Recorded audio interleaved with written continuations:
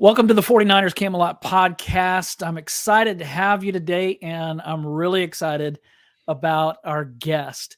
One of the 49ers podcast OGs, Oscar Aparicio from the Better Rivals podcast. About a year ago, they decided to put it to rest. We're all sad about that, but we're great to have Oscar here. Great to see him. Hey, Oscar, thanks so much for emerging from your darkness retreat. How is Aaron Rodgers doing? I don't know, but the rumor is that if he sees his shadow, then it's 12 more months of no Super Bowl. So that's yeah, I think he's going to have a longer wait than that, but that's a great comeback right off the bat, man. Sharper than ever. Listen, I can't take credit for that. I saw that one on the internets. I may have sent that one to some friends, so it's not mine, but it is good. That is pretty good. Well, listen, how's life been since the end of the Better Rivals podcast? I'm listening to you about a year ago. I was driving to Oklahoma, and on my way there, I'm listening to your podcast, and it was the end of the road and the last one, and I was like, what? And so when did you guys start that? Because I feel like I've been listening to you since before the Harbaugh years. It was around the Harbaugh years that we started. So I always get the year wrong. David always corrects me. He's usually the historian of the group. But I started it originally with a buddy of mine named Richard in 2011. Okay. And that was the first Harbaugh year. So it didn't I actually had done a podcast myself in like 2008. Okay. And I think I had like 2 episodes. It was actually with the 49ers Web Zone. And this was back when I was writing for them and moderating the forums. And I tried it for a couple episodes. I think Matt Barrows was gracious enough to come on, and it was hard to run that solo, and I wasn't very good, and the technology wasn't there. So around 2010 is when Richard and I decided we were going to try to do something. And I don't think it kicked off until 2011, but things really took off in 2012 when David joined the show. And David, he's the podcast that everyone, or the host that everyone knows and loves. And he was deployed, came back from his deployment, and I knew he was a Niners fan. We used to work together at Apple. And I was like, hey, why don't you come join the show, come and chat? And that we had it as a triumvirate for a bit, but then it really became like the David and me show. And that's what the podcast kind of turned into. And it was a wonderful, wonderful show. I have lots of fond memories, lots of people that I still talk to as a result of the show. And it really was a wonderful about 10-year run. Yeah. And you guys were a great team, and you played off of each other real well. And one of the things that I think about it is that you brought something different to the 49ers content arena. Now, there are some these days that do similar things to what you guys did, but when you started, you really were the only ones that I knew of that broke down film, that were into analytics. Was that part of the plan from day one, or did it just kind of evolve into that? It really did evolve into that. I'll be honest, and I don't know how many people know this, but the original conceit of the show between me and Richard was going to be more of like a debate style, hot takey kind of show. And it was born out of the fact that him and I are really good friends, and we would just, as young men do, get drunk and argue about stuff. And so we were like, I'm sure this is interesting for lots of people. I'm sure it probably wouldn't have been, but but at the time we thought it would be, but it wasn't. When we started the show, it was around the time that Kaepernick and Harbaugh really started to take the league by storm. And that kind of set me on a journey as like, okay, why does this work? Why does the option work? What is the zone read? What the hell is going on? And I thought that it would be neat to take the listeners along that journey with me as I learned a bit more about it. David already knew a bunch of this stuff. He spent a lot of his deployment reading some coaching books, and he came back and he was like, read this, read that, read this, read that. And I did. And so that was the beginning of the show. We basically shelved the first takey kind of stuff pretty quickly because it didn't work. And we just kind of said, you know what, we're learning. It wouldn't be a bad idea to have other people learn too. Let's go that route. Yeah. And it was a good move in part because it was more fun to do that. It was more fun to learn about stuff. And I do feel like it was good for other people to come along that journey too. Yeah, it really was. And, there were phrases that and like terms that you would teach your listeners, and many that I had never heard of, and so I always thought that it was good, and it helped me, just as a fan. And then when I started writing for the 49ers Web Zone, I relied on that kind of stuff a lot as well. So because I'm far too lazy to study like you guys, so I have to get that information from other people. So how does it feel after all those years of doing it? How does it feel to know that a generation of 49ers fans grew up listening to you? It's pretty wild sometimes, I will say. I mean, we had a lot of fun doing it, and it was great. And it is wild to think that lots of people listen. I was at a vacation in Mexico once, and someone was like, I saw them wearing a Niners jersey, and I was like, oh, hey, like, go Niners or whatever. And then he was like, wait, you sound familiar. And he just likely had listened to the show. So it's pretty wild that we've had a little bit of an impact on Niner fandom in general. It's incredibly humbling, honestly, that, we started it because we loved the team and we love to learn, and we thought other people might enjoy that too. And so being a part of that kind of the culture of fans that surround the 49ers, which I think are a wonderful set of fans by and large, is really neat. And it was a really fun ride. Yeah, and Go Niners, that was kind of the way that you would send off each episode. Was it sad to let it go? Because I remember, listening to your last episode, and it felt a little sad to me.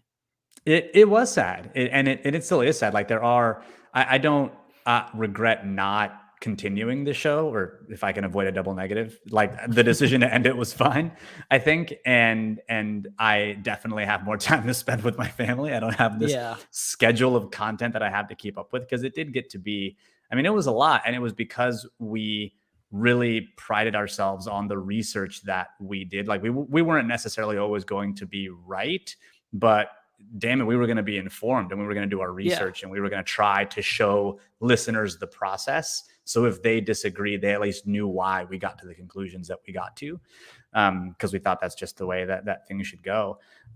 So, the schedule of like watching the game, rewatching the film, putting together a video, putting together a podcast, putting together another video that we did for Patreon on Thursday, and then doing, it was a lot of stuff. So I definitely think it was a good time to end it. But it was still sad. It was a big part of our lives for 10 years. Yeah. And being able to stay that plugged into the team, I really enjoyed. I enjoyed learning all the things that we learned. I thought that was fun. So yeah, it was absolutely sad. And still sometimes I do think to myself, like, man, it'd be good to just jump back on the mic for a little bit and talk about it. And then I think about all the prep I'd have to do. And I'm like, I don't want to do that. I don't want to do that anymore. I just recently started this podcast, like in the last month. And one of the reasons I've been fighting it for over a year is because of the work. Because I would be on other podcasts, and look, that's easy. You show up, you talk, you leave. And I was enjoying that, but it just, there comes a point where you have to give in. And so that's what I ended up doing. So Mark, I like your name here. Mark says, still think you and David just chatting after a game would have worked even without all the deep stuff. Yeah, Mark, you don't understand our sickness. Our illness is that we didn't feel like we would bring that much value about, we didn't want to turn it into talking heads. You know what I mean? And there's a lot of that stuff out there. There really is. And some of it's really good and fun and interesting. But we really we were trying to answer the questions that we had as fans. Is why does that happen? And we know the amount of work that it takes in order to have an answer that you can sum up in a couple of minutes. It takes a lot of work. Yeah. And so we knew that it wouldn't have been up to our standard for what we wanted to listen to. And so we just said, it's time. David and I mean, he lives 10 minutes away from me. He's still my best friend. We ran a marathon on Sunday, not together because he's faster than I am, but we still talk about stuff all the time. And so that's so cool. Yeah.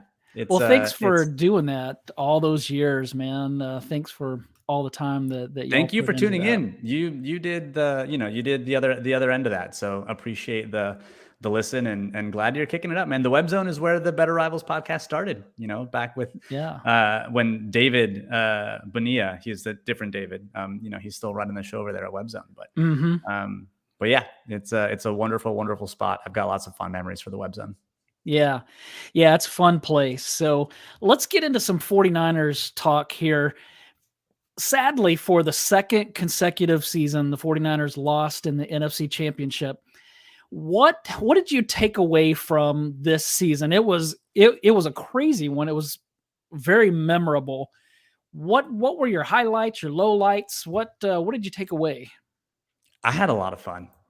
I had a lot of fun this season. And it was, we went 2 months without a loss? Yeah. Probably more than that. You know what I mean? Not losing basically until the game that ends your season, unfortunately. But it was a fun ride. Scoring more than 30 points a game, beating the Cowboys in the playoffs again, 6-0 in the division, finally going into Seattle and winning the division again in Seattle and feeling like that demon's a bit exercised, even though it came up again in Denver. And I mean, it was fun. It was a lot of fun to see this offense hum. Trading for Christian McCaffrey was fun too. And so for me, the season was it was fun. And that's probably what I took away. And even when we lost the manner in which we lost was really frustrating because, and I'm sure, Niner fans everywhere feel this way. If you lose the game, fine, you lose the game, but not even feeling like you have the opportunity to compete in that game is the frustrating bit. But that the way the season ended doesn't rob or remove all the other fun moments that the season brought, and those great wins and the way that the team just completely overcame all that it had to overcome to have such a successful season. So for me, it was a lot of fun. It's one of the most fun seasons I've had since probably the Super Bowl season. And even then, during the Super Bowl, you're a little bit on tenterhooks because you're when are the wheels going to fall off? I'm not sure if this is sustainable. Right. And now we've seen it enough where it's this is them. This is fun. You're going to get hit with Debo, Jennings on third down, Ayuk, on glance routes. It's fun. It's fun to watch. And the defense too. That was its own thing, but it was a lot of fun. Yeah, it was a fun season. Sadly it ended the way that it ended. And, I've always disliked the Seahawks and the Cowboys the most, partially because of their fans, partially because of, just rivalry things. But those Philly fans have jumped to the top of my list of most hated fan base. I don't like them now. They were horrible to so many 49ers fans. And then on Twitter, man, they just came out of the woodwork to find us. And so that was annoying too. But you mentioned the offense scoring over 30 points a game for a good stretch there. And a lot of that had to do with Brock Purdy. A lot of it had to do with Christian McCaffrey. What is it about Kyle Shanahan's offense that makes it so hard to defend? So I think it's a couple different things. It starts with presenting similar pictures to defense, but layering different concepts around them. One of the ones that is a really famous example was what a lot of people thought of when he came from Atlanta to San Francisco, and that's the kind of complementary nature of a concept that he calls Blazer and then the Blaze Out. Without pictures, it's difficult to describe, but Blazer includes kind of this deep over route. It's a Julio Jones special, right? Well, then you run that deep over route, but instead you kind of basically break it off and break to the sideline. So everything to the defense looks and feels like Blazer, and then all of a sudden you break that route out, and now the defense is oh no, but it's late in the down where that happens. So everything's about pattern recognition for defenders, and they're I've seen this pattern, I've seen this pattern, I've seen this pattern until they haven't. And that's really difficult for defenses to defend. And it's not just in the passing game where that happens, it's also in the run game. Everyone knows Shanahan runs the wide zone. That's great. But now you often see those wind back runs. And that wind back run is a great counter to the wide zone because you see, again, same picture. Okay, my keys are telling me everyone's flowing to one side. But now it's actually designed to cut back. And so now it's like, I've got the picture. Let me go ahead and run aggressive to this gap. Well, the more aggressive you run what you think is play side, the easier it's going to be to cut back. And then you layer onto that the formational versatility that Shanahan can bring with Debo in the backfield, CMC out wide. Now you just have so many things to worry about as a defense that you play slower. And if you play slower, you're not playing as effective as you can be.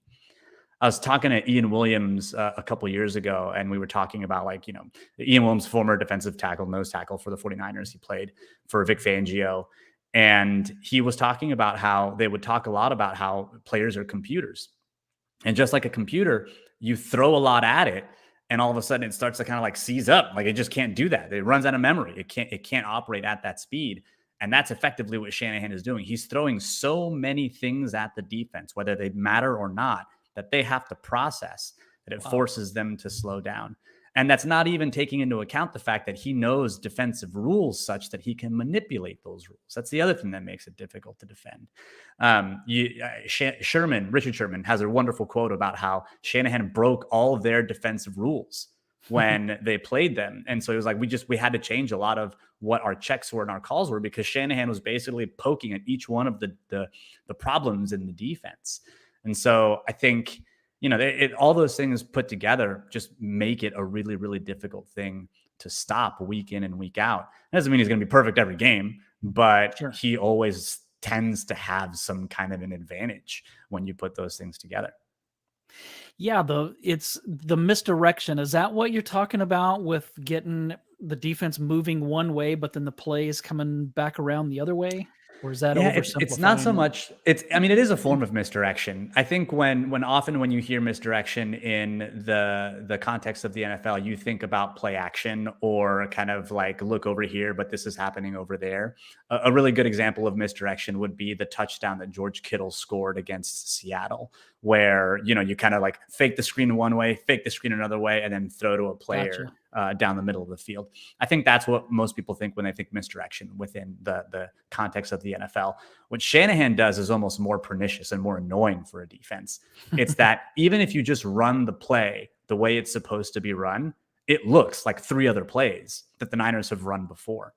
And the defense can't really tell what the difference is until it's probably too late. Yeah.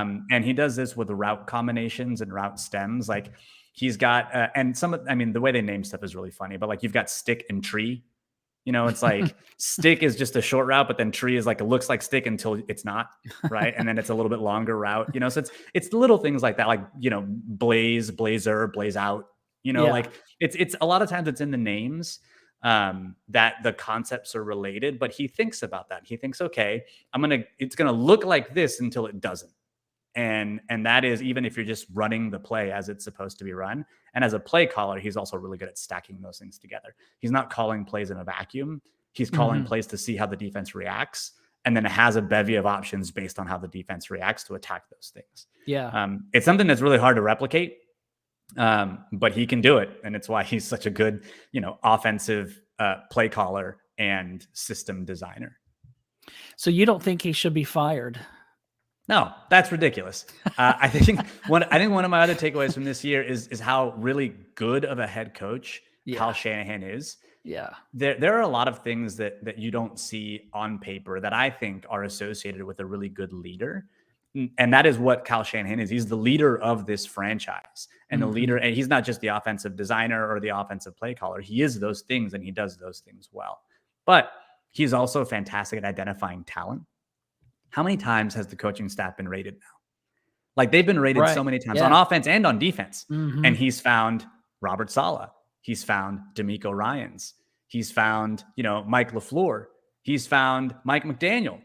Now Bobby Slowick is getting poached. Like, he just knows how to find these players. And I'm certainly not saying that he's on the same level as Bill Walsh, but that's how the Niners sustained their dynasty in the 80s, because Bill Walsh always found a bench of people that were there that he could develop, that could carry on the things that he knew worked. You know, you've got George Seifert on defense, but Ray Rhodes is also on defense. You also have Shanahan on offense. You know, you've got a lot of that's how you sustain organizations. And Shanahan has been able to sustain this organization by finding good people. The way the locker room is built, the way the locker room is tight, all that stuff is from deliberate choices that they've made at the leadership level to get the Niners to a place where they can sustain excellence. And that goes beyond just what he does with designing offenses and designing plays. And I think sometimes people get a little myopic about like, well, he doesn't do well on fourth downs.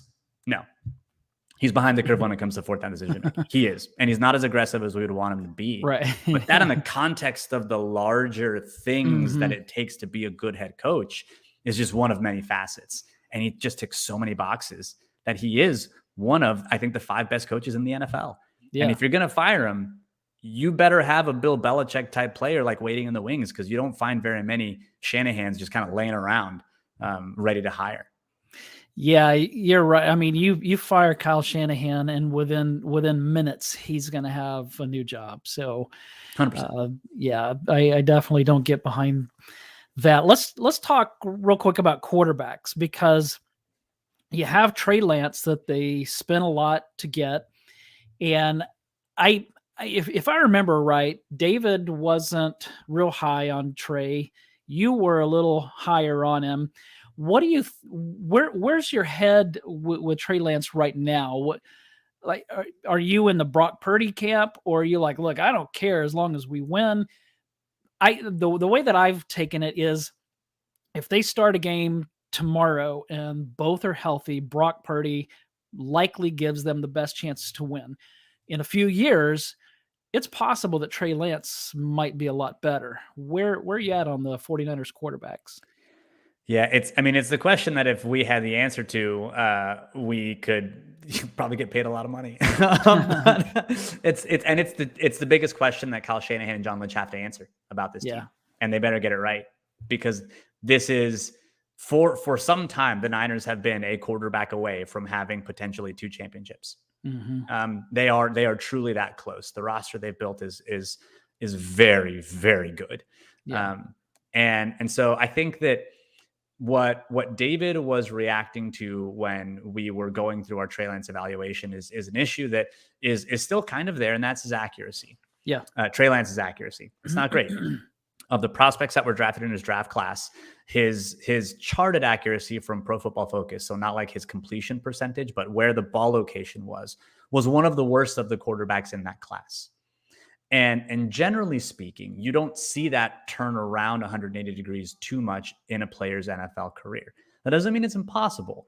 It just means that it's not something you generally see. And that is a problem for offenses like San Francisco's, where the guys are going to be open. You just got to get them the ball.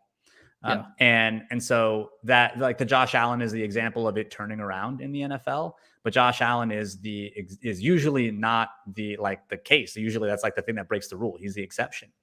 And so it's like, you have to kind of bank on him having a Josh Allen type trajectory, and it may happen, but at this point we're still not sure if that's the case, because he hasn't played a lot of football.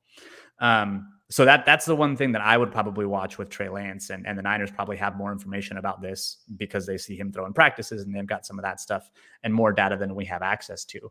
But that's the thing that you would typically worry about with someone like Trey Lance. I think that we have a little bit of recency bias with Brock Purdy because he was recently the quarterback. We see him play most recently.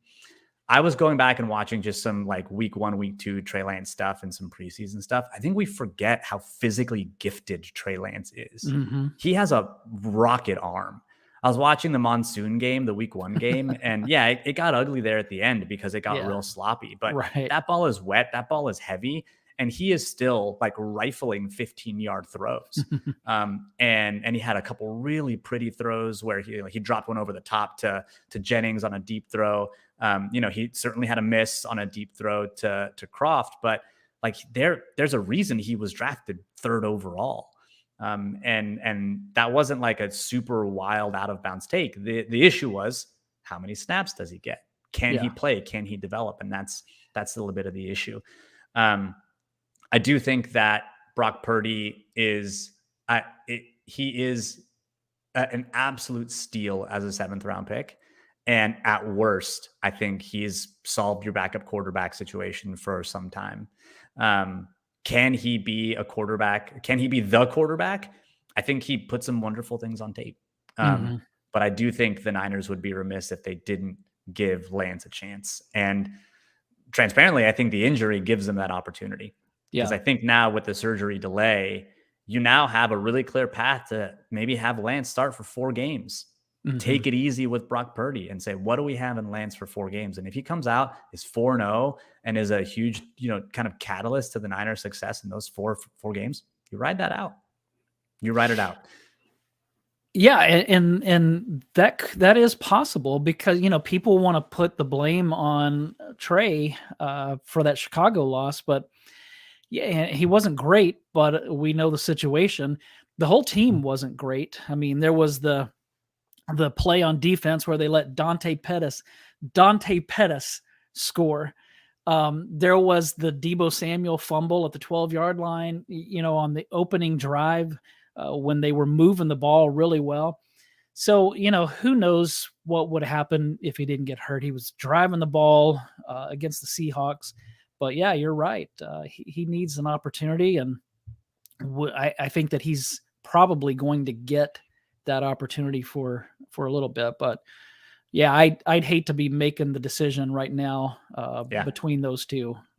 What I will say is that Lance's window of opportunity is a lot smaller because of the existence of Brock Purdy, because you know that you have effectively Jimmy Garoppolo, and I think a little better than Jimmy Garoppolo level play. And the Niners know they can get to a championship game and a Super Bowl and potentially even win a Super Bowl with that level of play. Lance is where his window may have been pretty wide before. It's pretty narrow now. He's going to have to win and do well in those wins, because if there's any slippage, I think Shanahan will have no issue with saying, this is great, we're going to go ahead and have you sit and we've learn from Brock because he's outperforming you. So I don't think that Shanahan is going to be Shanahan's going to make the decision he thinks is best for the team to win. And that I think is a good place to be. Yeah, he definitely will. Did you hear the quote from Matt Mayoko? He was in the locker room on locker room cleanout day and had a player. This was when there were rumors circulating about Tom Brady, and a player told Matt, there's going to be a lot of pissed off people if Brock Purdy's not the quarterback. Now, Matt didn't take that as a slight against Trey. He took it as, don't bring in Brady or somebody from the outside. Did you hear that? And did you have any kind of thought to that? Or you think, hey, that's just a player rallying around his guy? Yeah, I did hear that when Mayoko mentioned it. And I do think that in any locker room, there's going to be lots of alliances and friendships and things that are built over time. And I mean, especially after a game and a game that I'm sure a lot of 49ers fans thought they could and should win, as evidenced by their post-championship quotes. It was probably still a little raw. You know what I mean? They'd just gone through battle with Brock Purdy. He just literally tore his elbow to the point where he couldn't throw more than 5 yards and still played the majority of the second half because Josh Johnson had a concussion. Like they literally just battled with this guy. I think, of course, that's going to engender a lot of support from that locker room. But I do think that if anyone can navigate some weird locker room stuff, it's Shanahan. He proved that he can do it with Jimmy Garoppolo. And that's one of the things in his are you a good head coach bucket that a lot of people don't think about initially, but I do think is important because managing quarterbacks is not easy. I mean, ask Nathaniel Hackett, ask Russell Wilson. It's not something that anyone can just walk in and do. And I think Shanahan can do it. So even if it is not Brock Purdy, I do think Shanahan will be able to manage that situation. Yeah. Let's do a quick word association game. So I'm going to give you a name, and you tell me the first thing that pops in your head. Talanoa Hufanga. Hair. Love that. Jimmy Ward. Milk. It's because he needs to drink milk to stop breaking bones. I remember that now from your podcast. I remember that. Mike McGlinchey. Misunderstood. All right. I think he gets a lot of crap on the socials because of blown blocks. Yeah. And I wouldn't say that he's like a bad right tackle. He does have some issues anchoring against bull rushes. Like that's the thing that is problematic for him. But he's a really good run blocker, which this team obviously values. Mm-hmm. I do think that someone is probably going to pay him more money than he deserves, and that's great. But right tackles and tackles in general in the NFL are hard to find. Yeah. And I don't know that the Niners necessarily need to overpay him as a result, but I think that he's produced well for this team. And I think he gets, I'm not trying to say that he's like a, top 2 right tackle and, got to pay the man, but I do think he's often misunderstood because of the singular clip nature of things like Twitter. Okay. Diamador Lenore. Ooh, catch point. All right. So for me, his biggest issue was at the catch point. Mm-hmm. He was often in phase. He did some wonderful things, and then the ball came near him, and it was like it was like the last 10% that he couldn't. I mean, the flea flicker touchdown to AJ Green against the Cardinals. I was like, come on, man, he was there, and then he wasn't. There was a little bit of a push off, but that got better near the end of the year. He's got the interception against Dallas. I think he's a player to watch potentially, and as long as he can improve at the catch point. It could be a good player for the 49ers. That is a great point. I had not seen that coming, but that was a great point. Javon Kinlaw. Bust. All right.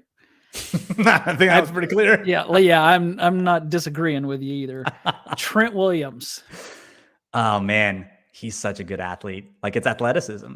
And usually that's not a word that gets attached to someone who's as big as he is, but to do what he does, he's just a freakish athlete. And the reason he's so good is because he's not just a freak athlete, but he's also a technician. And even if he were 20% less athletic, he'd still be a good left tackle because of how technical he is. It's incredible to watch a man that size do the things that he does. It's a lot of fun. Yeah. I like watching him throw people. I think that's always fun. Brandon Ayuk. Oh, he's slick. He's slick and he's slippery.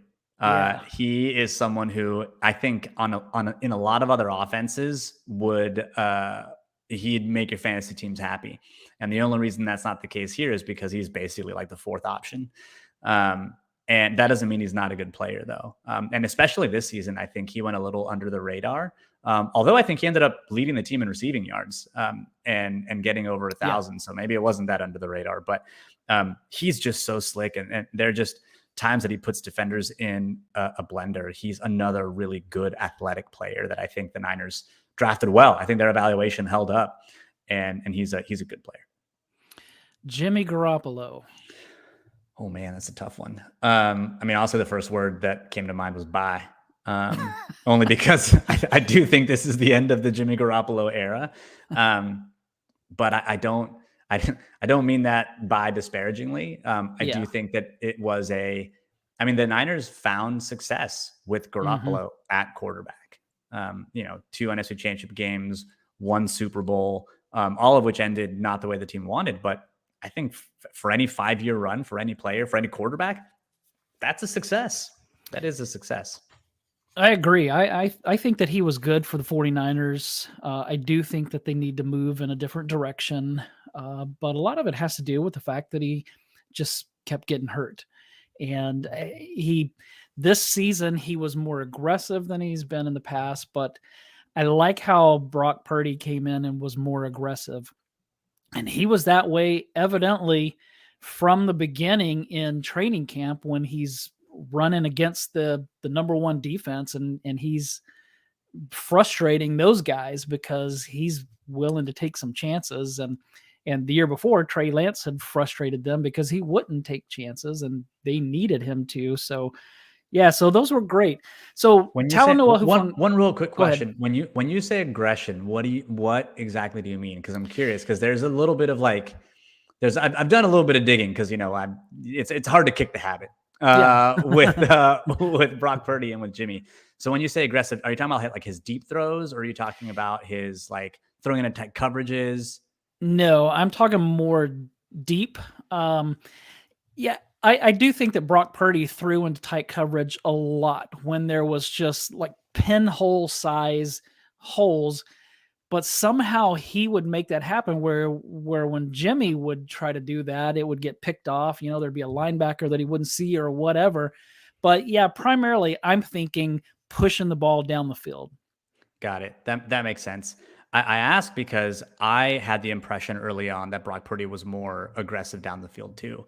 The game that really that I was like, oh man, it was the Tampa Bay game and then the Washington game. He had a couple of really nice down the field throws, and I think it was against Washington where he had two deep throws over 20 yards outside the numbers.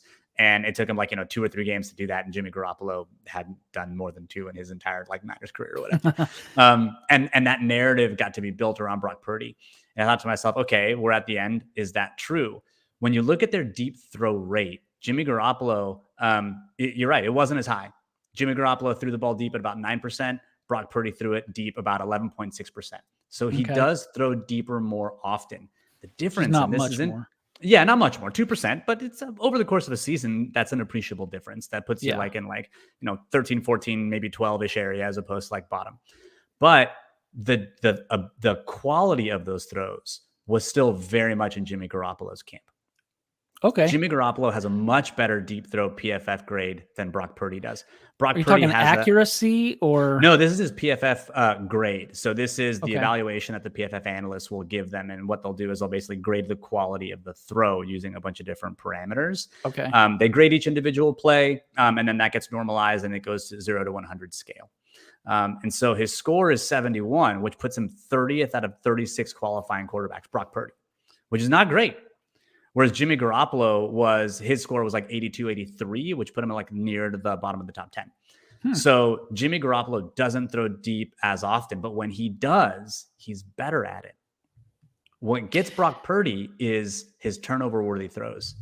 Those deep throws, he only had 7 turnover-worthy plays on the season, which was good. It was actually that rate, that like 2.5% turnover-worthy play rate, was about the same as Jimmy Garoppolo this year, which was a good year for Jimmy Garoppolo. The problem was 3 of those turnover-worthy play rates, almost half of them, were on deep throws for Brock. Wow. So so Brock has those wonderful throws that are deep, that are like, wow, those are great. But he's also got some like, what are you doing, homie? Kind of throws when he's going deep as well. And so like aggression is good, but aggression without skill can be problematic. Yeah. And that's, I think, one of the things that Brock has got to improve on if he's really going to if he's going to take the quarterback position to a next step. Because if you're talking about aggression from like a tight window perspective, Jimmy Garoppolo's got him beat. When you look at tight window throws, and Next Gen Stats defines those as throws that are within like where a defender is within 1 yard, Brock Purdy is near the bottom of the league in terms of throwing into tight windows. And that's because he doesn't have to. Yeah. Like Kyle Shanahan's like, this guy's going to be open. Trust me. and he's right oftentimes. So his aggressiveness rate in terms of throwing when there's a tight window, the rate at which that happens is like less than 10%. And that's bottom in the league. Jimmy Garoppolo in the same offense is closer to 14%. And so there's an appreciable difference there in terms of like tight window throws. Now, and their completion over expectation is also about the same. So I think that's just an interesting little like split into how they play the quarterback position that I think is interesting. That is really good knowledge right there from Oscar. This is why we miss the Better Rivals It's hard to kick the habit, let me tell you. But that's great information, and especially I think for me, that Tampa game where he's just flinging it, that sticks out in my mind, probably because it was only his second game. And so, yeah, that's good, man, I missed that stuff. All right, let me hurry on because I've kept you longer than I was going to. I just want to try to get a couple of things here. Who do you say making a big leap like Talanoa Hufanga did this year? That's a good question. I would say probably someone like Samuel Womack.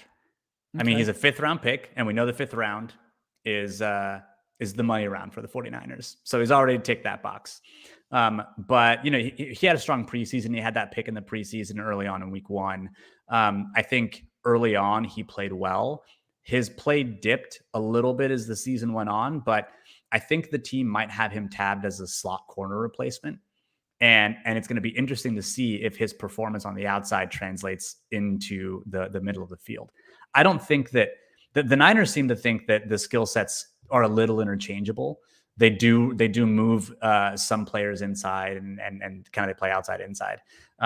I don't know if that's going to be a good thing for Womack, but he's got the skills. I think he's shown that he can play at least outside corner, and moving inside will be an interesting test for him. But if someone's going to make a jump like that, I think it could be someone like Samuel Womack, who got a little bit of playing time, showed some good things, showed some flashes, and then could be ready for a breakout in the following year. Will it happen?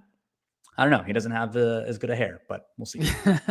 Well, he is taking the Lenore route, which is jump out at the beginning of the season and then disappear for a while. So maybe that will. So is he the one that you predict Womack to be the nickel?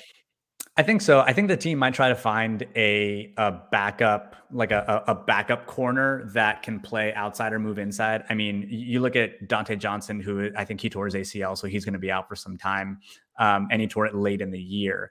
And I don't know that the team is going to be able to re-sign Jimmy Ward. I think they let him walk. So now you've got a void at nickel that you've got to fill. And either Womack fits that role, or I think it makes sense for the team to sign a player that is like, maybe like a 1 year, 2 year deal, $4 million that can kind of play both spots in case you need it in a pinch. But they do need like backup corner help.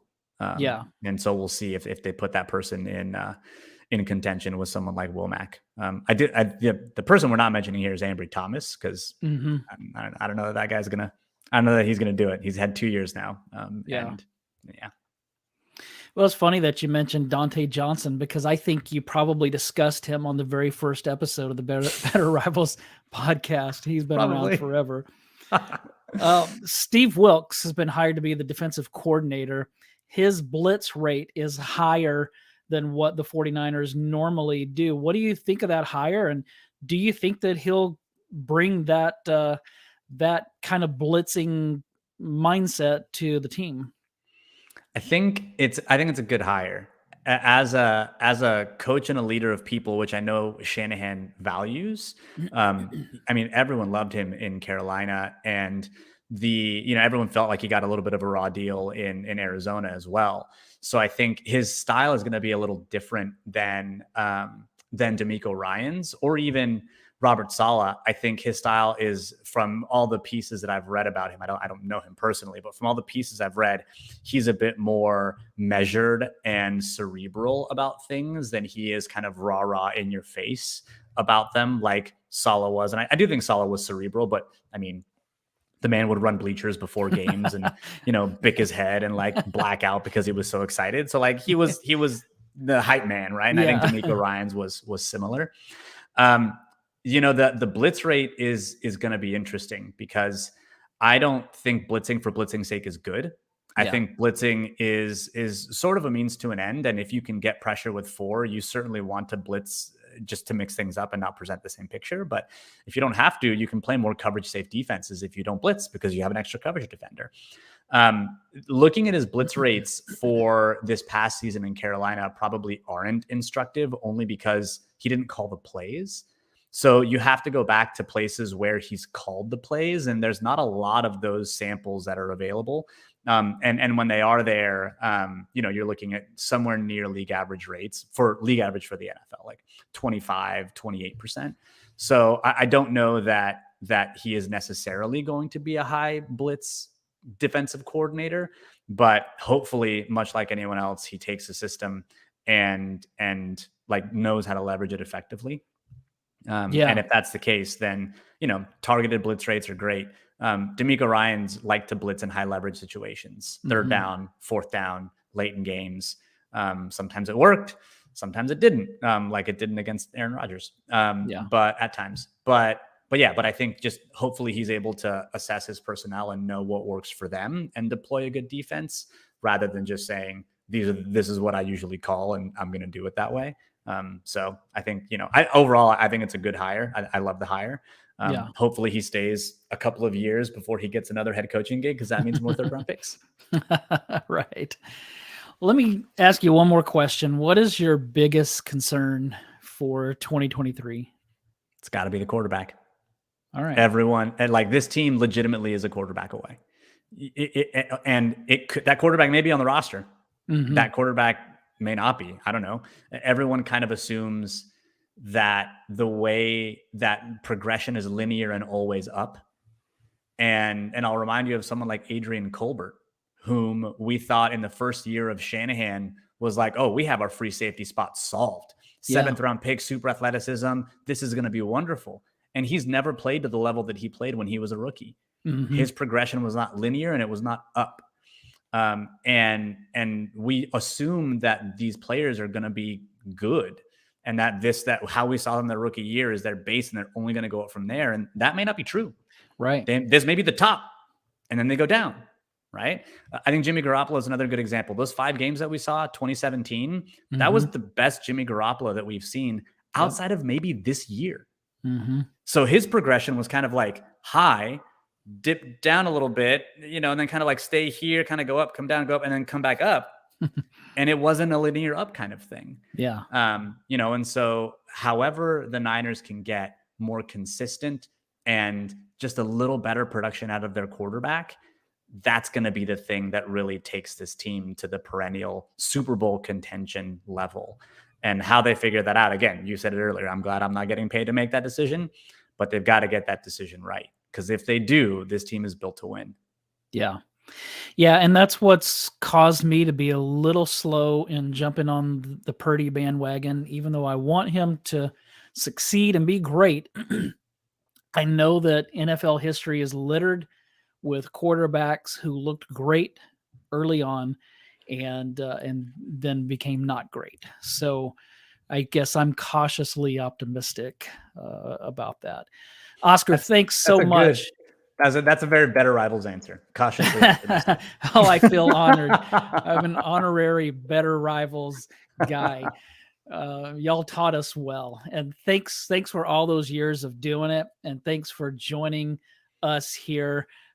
If you're on YouTube and you're watching, make sure you subscribe to the 49ers Camelot Show. If you're watching on iTunes or listening on iTunes or wherever you listen to your podcasts, please make sure you rate, review, subscribe, do all those kinds of things so that I think that people like me. That makes me feel better. So again, Oscar, thanks. And hey, you've got to close out the show in a way that only you can. Well, thank you, Mark, for having me on. It's been a pleasure. And as always, go Niners.